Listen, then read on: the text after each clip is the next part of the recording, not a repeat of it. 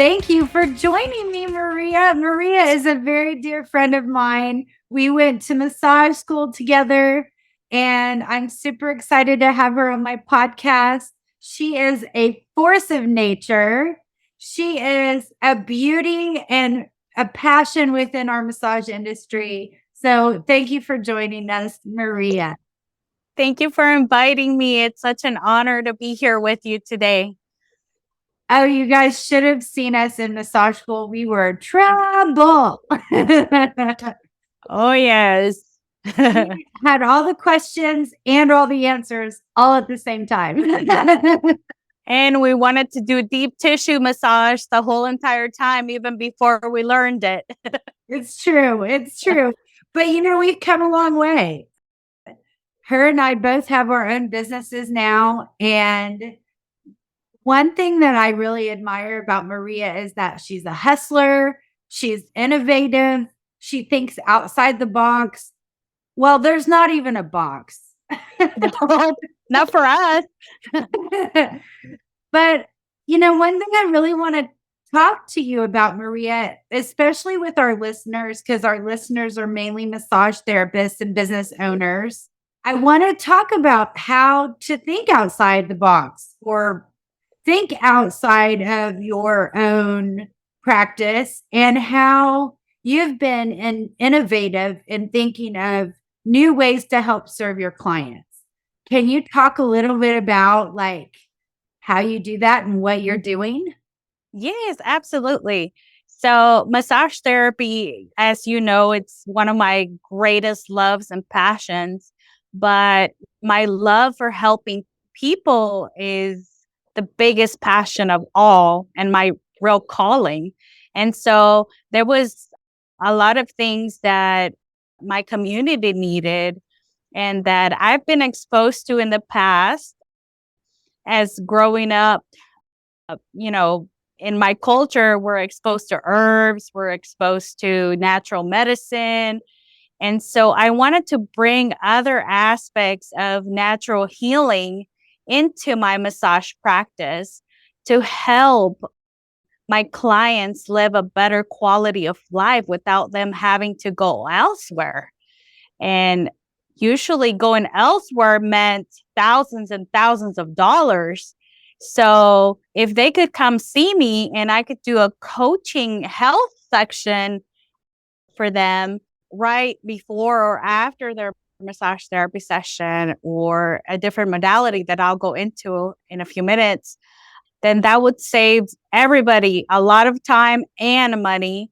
And they will be so much happier and live a better quality of life, which that's what I'm trying to bring into my practice and inspire other massage therapists to go into as well. I love it. I mean, I just think that's such a good way to run a business is to think about the problems that you can solve for your clients rather than trying to force your services or your own ideas on your clients. You're doing the reverse. You're saying what's your issues, what are your problems, and then thinking of outside the box solutions to help them that may not cost thousands of dollars. So that's awesome. So, so proud of you in so many ways. Maria and I have not really been in contact as often as I think we would both like to be since we graduated because, for several reasons. But one of the reasons is Maria had two beautiful children since her massage school experience. And I know it's been a challenge for you to balance life between your profession and your family. Do you want to talk a little bit about that? Yes, definitely. It's been a real challenge. I have a condition called, it's with my cervix. So it's my cervix doesn't work really well. So I had premature children. And so as a cause of that, and being a cancer survivor myself, I've had tremendous challenges having kids. And so my oldest son, he's on the spectrum. He is very high functioning, but I've had a lot of health challenges with him. And it kept me really busy and trying to balance both having a business, maintaining my clientele, maintaining my health, my personal balance within myself, which has been really, really hard. And also looking for solutions for my son. He is actually the driving force that has inspired me to include a lot of the services that I offer now in my business, like herbalism. I became certified in herbalism. I do a lot of herbs, a lot of tinctures with him for detoxification. I've done a lot of teas for his respiratory system, for allergies, elderberry syrup. I mean, I had to make everything from scratch because of all the issues with toxicity. So he has been really a driving force for me, as well as my daughter. My 2-year-old has all kinds of food allergies, chemical allergies. So I have to make everything from soaps to creams to body butters, even my candles that I make now to offer to other people. I make them myself because of, I can't burn a candle that you buy at a regular retailer because of the toxins in it. And my daughter would just break out like crazy. So it's really inspired me to live a cleaner life myself and to really educate other people in my business, in my clientele, in my family, in my community, that there's other ways to do things, and even to teach workshops about these things to help them learn how to make them themselves. So that's in the works pretty soon too. I love that so much. I mean, because you're giving them the tools to help themselves. It's like the phrase, teach a man to fish and he can feed himself for the rest of his life. Give the man a fish and he can only have one meal, right? So, Absolutely. I mean, and a lot of massage therapists, well, let's just say healthcare professionals in general, seem to not have that kind of mentality. We want them to continue to come back and receive our services, but yet we don't give them the tools to help them on their own between massages or between therapeutic sessions. And so I think that's a very effective and efficient way to help your client help themselves. And Yes. I'm excited about all the things that you're doing. And I wish that other people would do them as well, especially with, having 2 children that are very special in their needs and finding ways to be passionate about your business through the passion that comes with your children. And I Yes. think it's just an amazing way to find a way to heal other people. So congratulations on that, Maria. Thank you. Thank Okay. you. I do want to tell a quick story that's really funny between Maria and I. And this is just kind of a bonus for this. And I didn't even tell Maria I was going to tell this story, but she probably knows which one I'm going to tell. Okay. So we were working at a really high-end luxury hotel in Dallas, downtown Dallas. It was a brand new hotel at the time. And we had a couples massage that we were working together. And this couple came in and they weren't married, they were dating, but they were older, a little older. And apparently the guy was kind of a goofball. And Maria was working on the man and I was working on the woman. And we had this protocol where you're supposed to waft the oil in front of their nose with a little tube. And there's 4 different smells. We're already laughing. And the guy saw her smelling the tubes of oil and he was not paying attention to what Maria was saying at all. And she was a consummate professional in the whole thing. And the guy goes, well, I want what she's having. I think he thought that I was giving her something to drink because, those shots that come in those test tubes. And so Maria was like, okay, well, I'll change course and we'll do the oils then. And so she gets the oils out and he immediately just chugs the oil. And she she was so professional about it. She was like, it's okay. It's made with all natural products. I think you're going to be fine. Just make sure to drink plenty of water later. And so the woman was like laughing hysterically. So we continue on with our professionalism and our services and start working, doing the massage. And all of a sudden, I'm working on the woman's back and I feel her back just start to, like, she's laughing. Her back is moving and she just starts giggling. And then the whole room starts laughing hysterically. And by the end of the massage, we're trying to keep our shit together because we've been laughing like the whole hour about this guy drinking oil. And we're finally at a point where, okay, the massage is over. We're calmed down. Maria says, okay, we need to make sure to drink plenty of water after your massage. And I said, well, oil and water don't mix. And like, we just busted out laughing. It was hysterically funny, and I hope you enjoyed that little funny story about our massage experience. But that's something I really enjoyed about with you is that we always had such fun times. Oh my gosh, yes. It was really, really fun. Okay, so tell me a little bit more about the modalities that you work with and your homemade products. Okay, so of course, I do massage therapy, and within massage therapy, I mix, so it's kind of like a customized session for the client. So I offer purely different modalities of massage therapy: deep tissue, trigger point, hot stone, reflexology.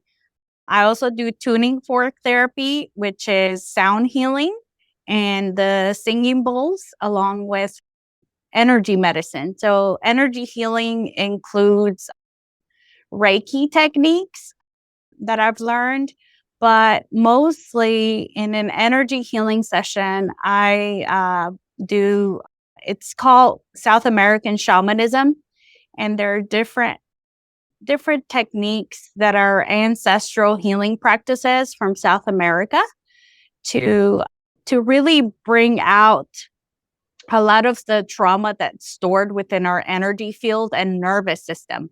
So I work a lot with the nervous system with those type of techniques. I also do a lot of emotional release through the shamanic coaching that goes along with the energy shamanic healing. And then I do yoni steaming, which Julie and I just love, which is it's herbs, but it's meant to help. It's for men too, but it's mostly for women. It's for our sacred yoni, which is our vagina health. So I do a lot of that in my practice for different ailments, infections, different things that women need in that department.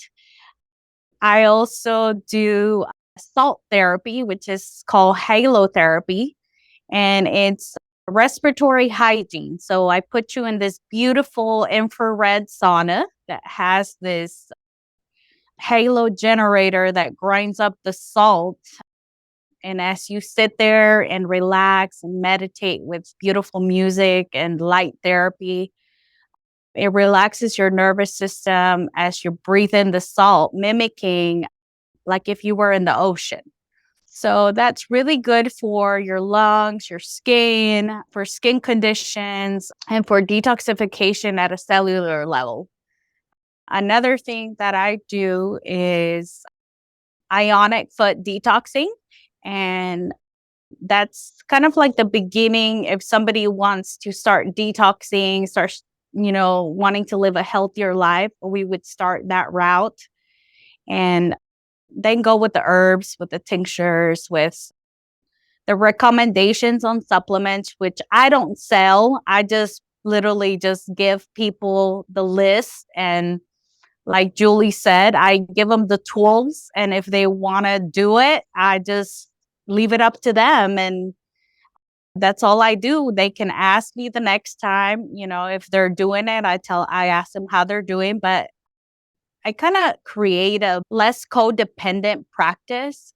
And I tell them, I love to see you, but I would also love to see other people that need my services. So the better you get, the faster you get, the more people I can get in here without the fear of just keeping the same clients all the time. We have to open the door and say, you got to get better. You can't just get stuck in that funk.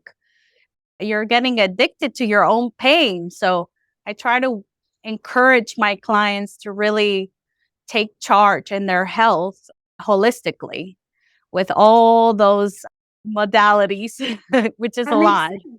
Yeah, you're offering tools that help facilitate their healing through their own bodies and not just through your hands.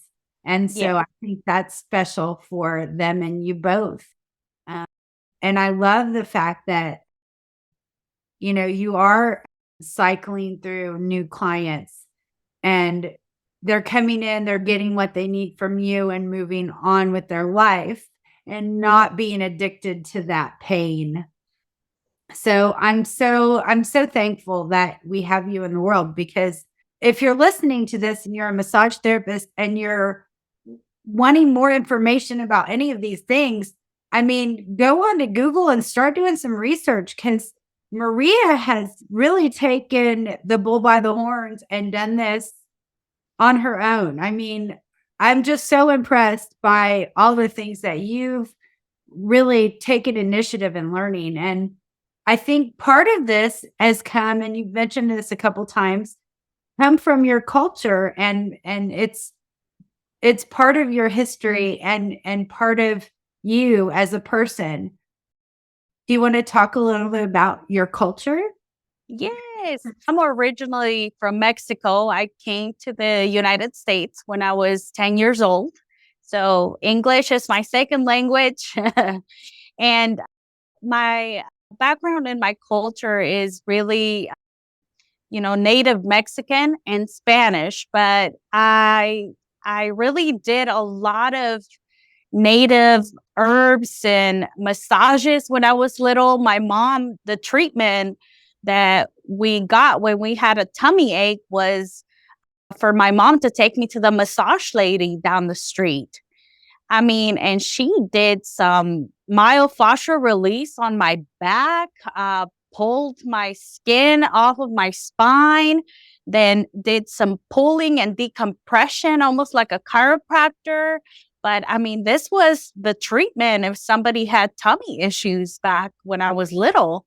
And then she would give me an herbal tea because then she said, well, you have parasites because you ate too much candy or you swallowed that bubble gum,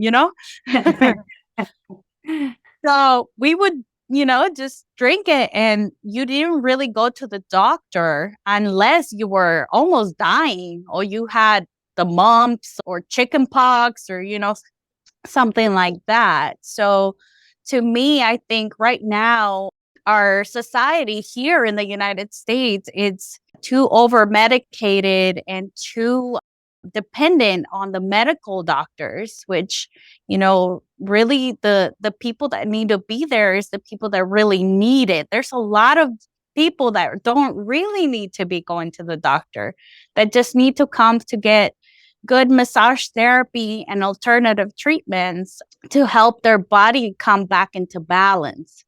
And then most of the problems are solved through that. And then if they're not, then we refer them out to those who do other things that we can't do, that is literally out of our scope of practice, which I also do. I send them to acupuncturists, chiropractors, osteopaths. I've sent them to regular doctors.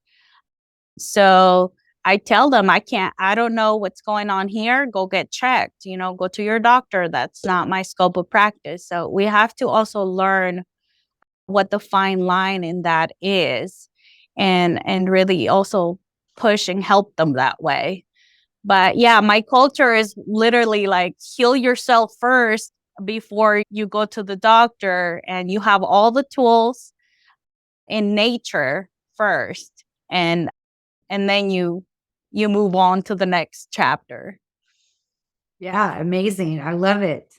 And, Maria, you taught for a little bit. You taught massage therapy for a little while. You've had quite a journey in your massage therapy practice since we graduated several years ago. Yes. Now, you've mentioned your children being an inspiration for you with your practice now. Has there been other business struggles or misfortunes or things that have turned into great opportunities and learning experiences that you can share with our listeners? Yes, definitely. I started my solo massage practice, and I was really scared at first. Let me tell you, I was so scared. I had no money. I worked at a high-end hotel with Julie years ago, and I really had to do a lot of soul searching and healing within myself first before I really went on to really get the courage to open up and expand my business. The reason why I say that is because I had to learn how to trust and really open myself up for the clients to show up for me and not be desperate to really look for them, or be in fear that they're not coming. So it takes a lot of work to really be open and really say, hey, all of us out here have something really special to give, and the client will really come because they need you. They need your energy. They need your knowledge. They need your wisdom. They need to be on your table. So believing in yourselves is really the key. And I didn't do that the first few years of my practice. I feel like I learned a lot, but I still doubted myself. I was still in scarcity, always worrying about the money. How am I going to pay the rent? And still kept my job, my part-time job. I overkilled myself for so many years, working 2, 3 jobs just because of the fear. But once I learned that, to trust myself and to really go for it, everything started coming to me through synchronicities, meeting new people that opened up these opportunities that have really taught me and taken me in this different direction of holistic healing, such as energy medicine. One of the opportunities I had was I met this awesome doctor at the Omni where I used to work. And he's the one that introduced me to shamanic healing and invited me to work with him in South America. So if I hadn't been open to that and really wanting that change in my life and in the course of my business, I would have said no, but I answered the call and I said yes. And from that moment on, I've been saying yes, because as opportunities come of learning, you say yes even if you don't completely go through the whole path and take it until the finish line. Those things come to teach you something that is really going to help you along the way. So Yes. I'm really grateful for that. Yeah, I love that. I mean, somebody once told me that investing in yourself is always a good investment. And that makes me a little emotional because we don't give ourselves enough love, enough self compassion. We're not kind enough to ourselves. And we're not, as you were saying, it's a struggle for you to trust yourself and to know that you're going to be successful in what you do.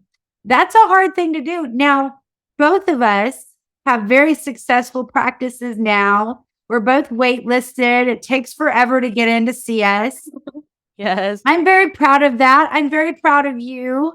And I think that it's because we've learned over the years that very thing, to trust ourselves, to really invest in ourselves, take the time to learn and turn the mirror around and go, what's wrong with me right now?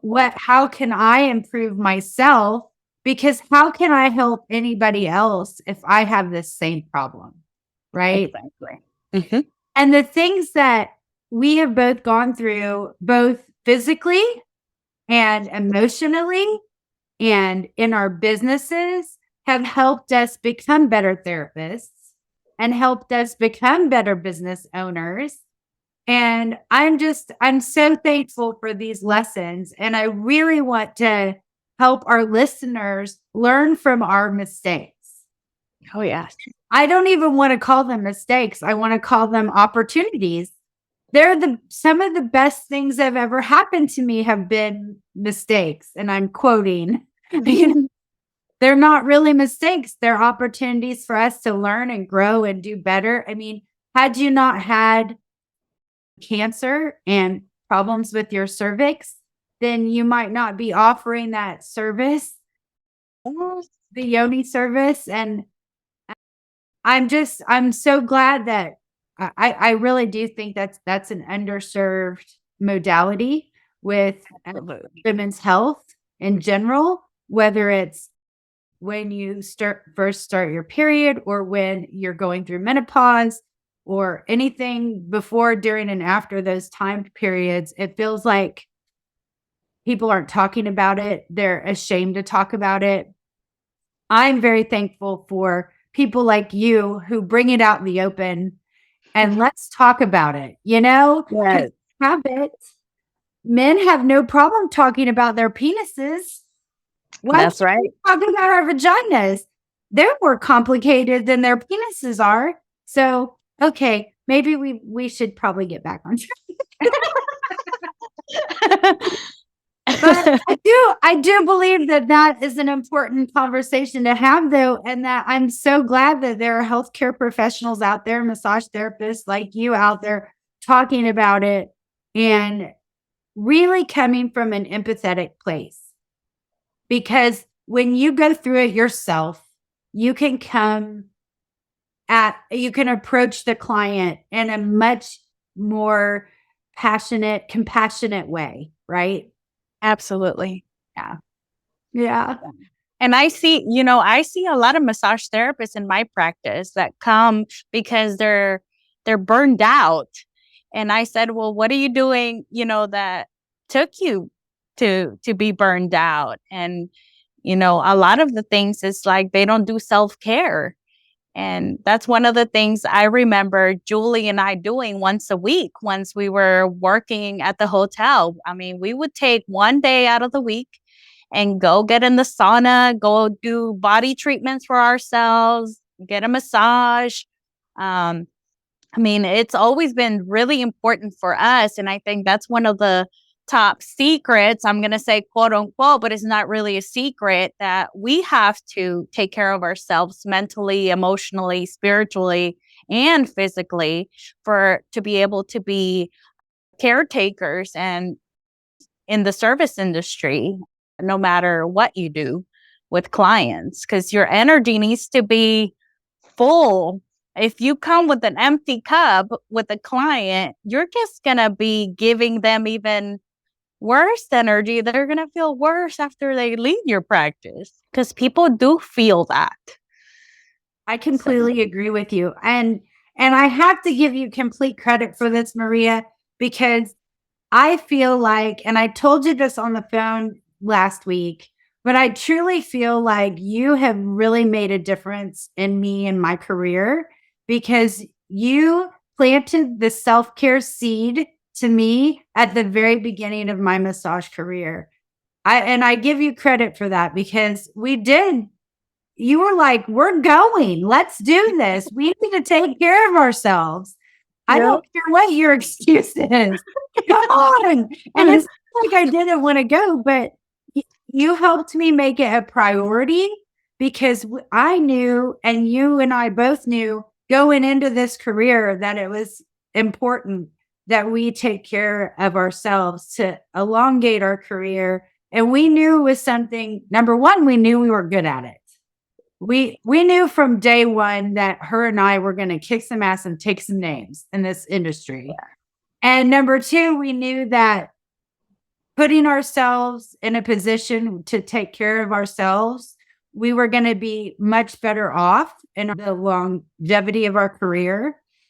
But we were also like I said earlier, you have to invest in yourself to be successful.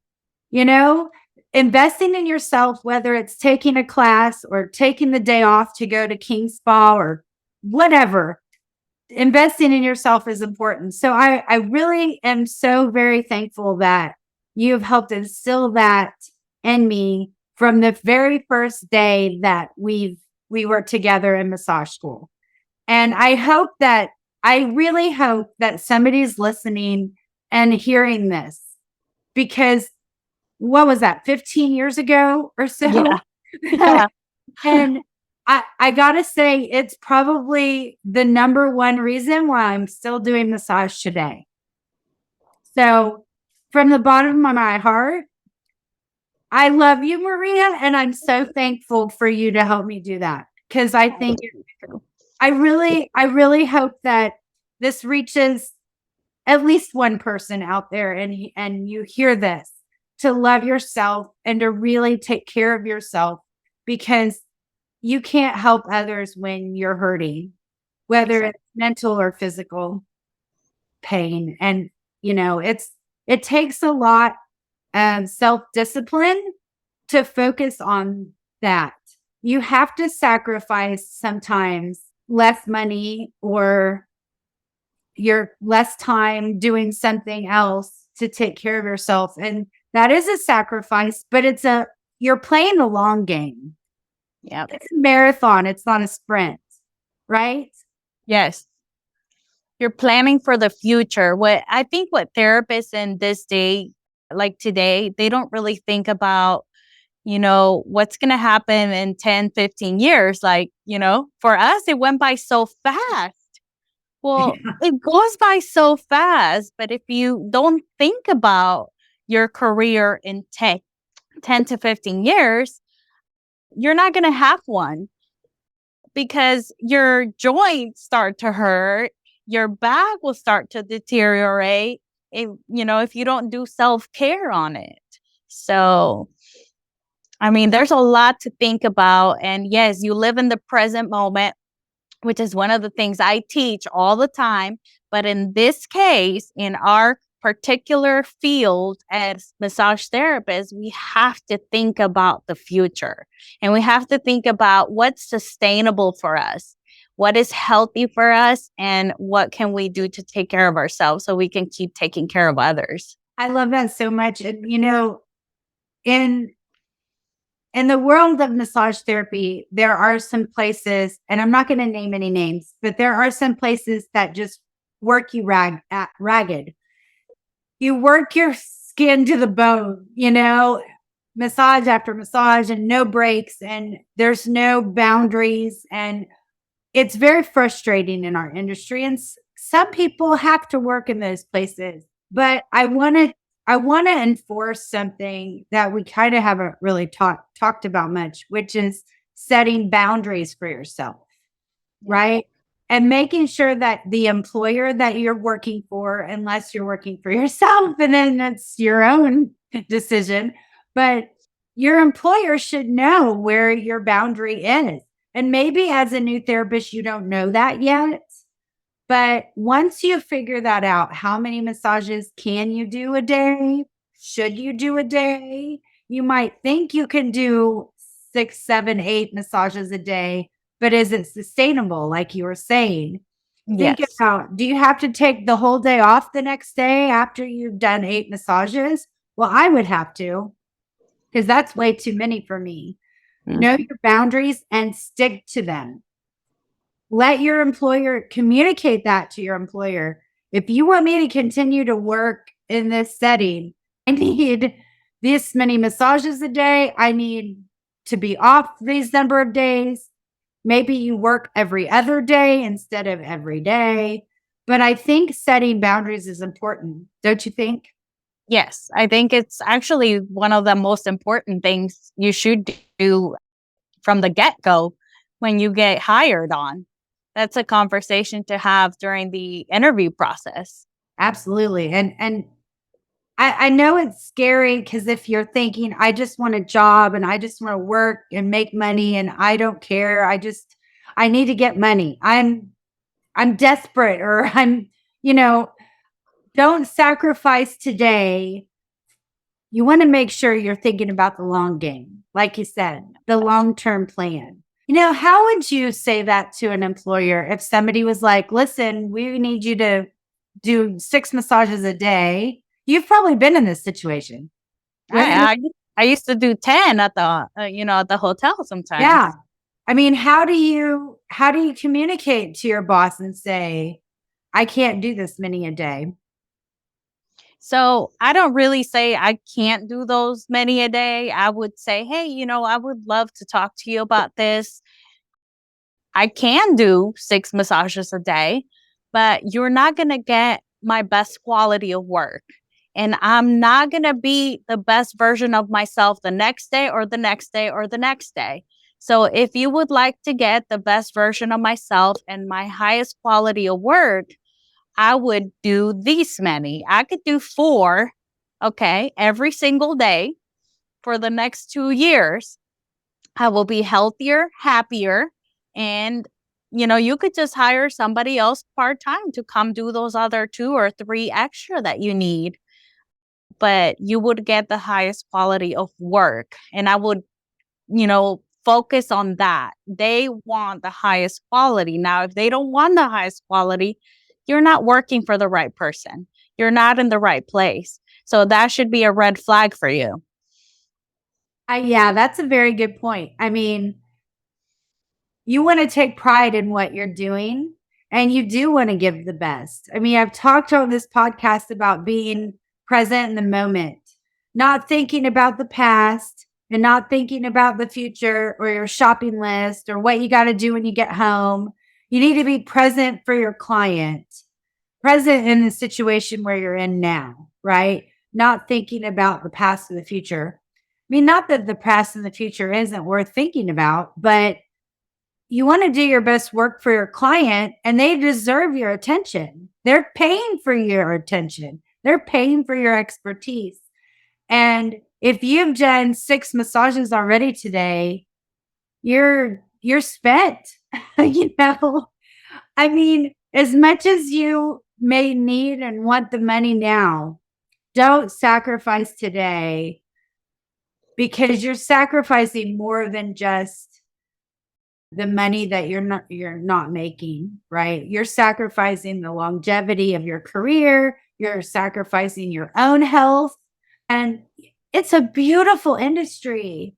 And people that are in massage, we love it.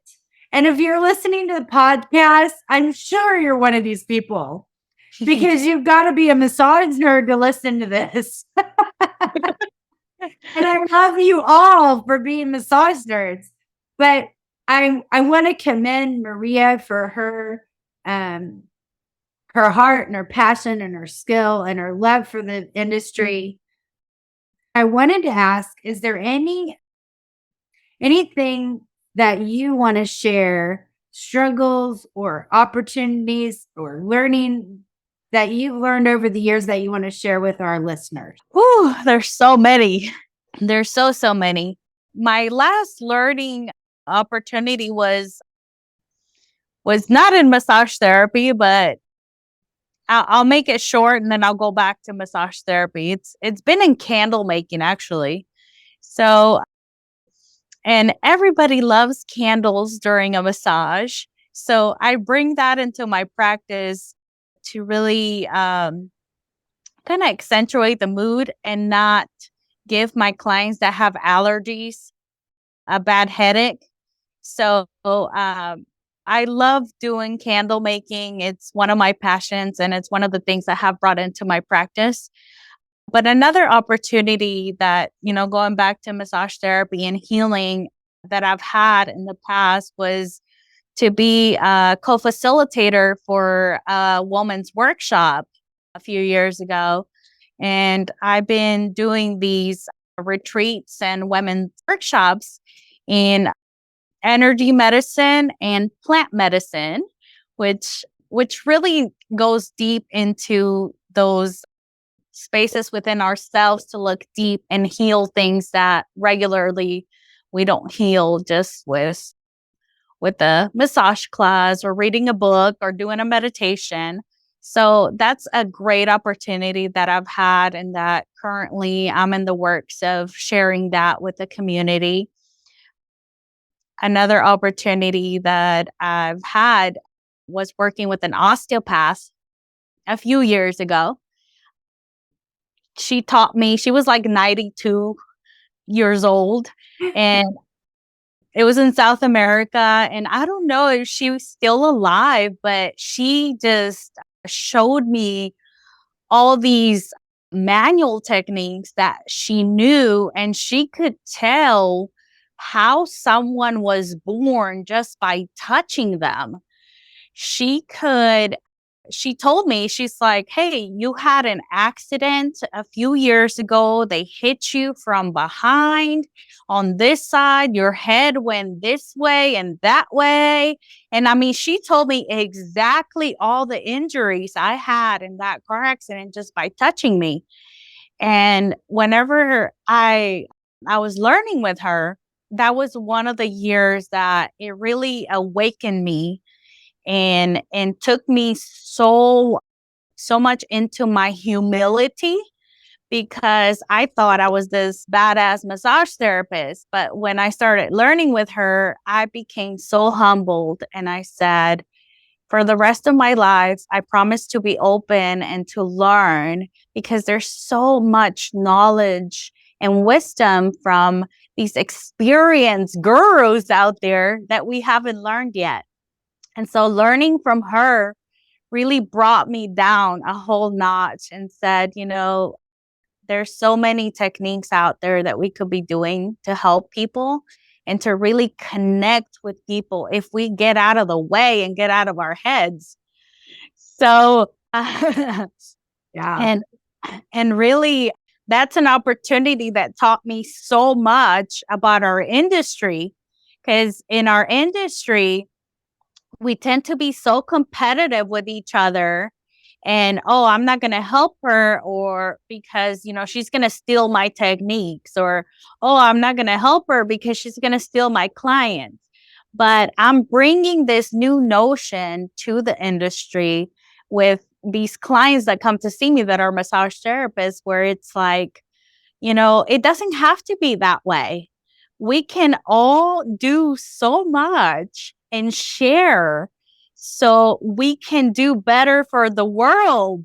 Like, if you change that mentality, which is what this beautiful osteopath taught me, and just connect and give our clients our gifts and really share with our community of massage therapists or healers, man, we would be amazing, and be really honest with ourselves too.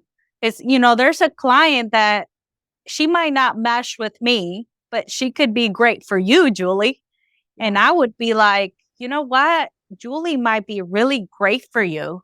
Yeah. And you know what? Let me send you to her, because she would, you would benefit more from her than what you're getting here. And that's just truly doing a service for the client. And that's one thing that osteopath taught me. And it's really exciting, because you leave the fear out the door of not having a client on your table, but you also trust completely that there's going to be more walking into your door, because you just let the fear go and you did the right thing. So that's some of the opportunities I've had.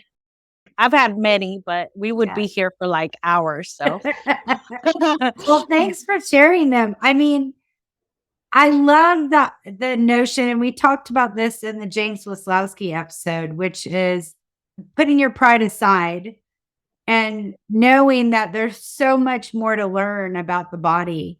We just know a fraction of a fraction of a fraction of what our body is actually capable of.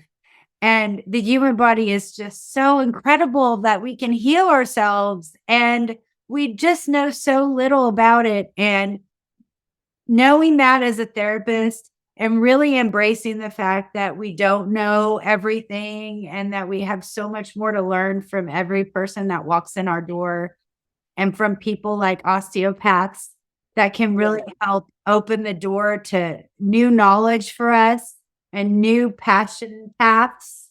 Because as a seasoned massage therapist, we need those new passion paths, because we have to be reinvigorated in our industry.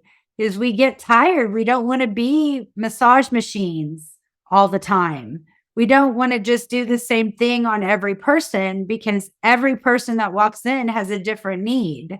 We have to be prepared for that. And sometimes we're not. And that's where you're absolutely right. We have to work with each other and say, I am not the right therapist for you, but I know somebody who is. And let me introduce you to her or him. So I want to respect your time. One more thing. Is there anything else you'd like to share before we go? I would like to share that, well, in the near future, actually this year, I will be doing a workshop on the Moonite Key rites, which is the rites of initiation to heal yourself internally. If any of you as massage therapists or healers feel the call, stay tuned on my Facebook page or my website, thebravehummingbird.com. Check for the information. It's going to come this year if you're feeling the call to really heal within, to really boost your practice, to boost yourself, your life. It's that I'm offering to the community this year. It's coming up. I love that so much. We'll have Maria's information and her bio and her link and how to contact her in however my podcast manager does it, in the information where you get podcast information. So just keep your eye on this woman, because she is the future. And I love her passion and her energy around the business. Thank you so much for joining us. I love you. I love you.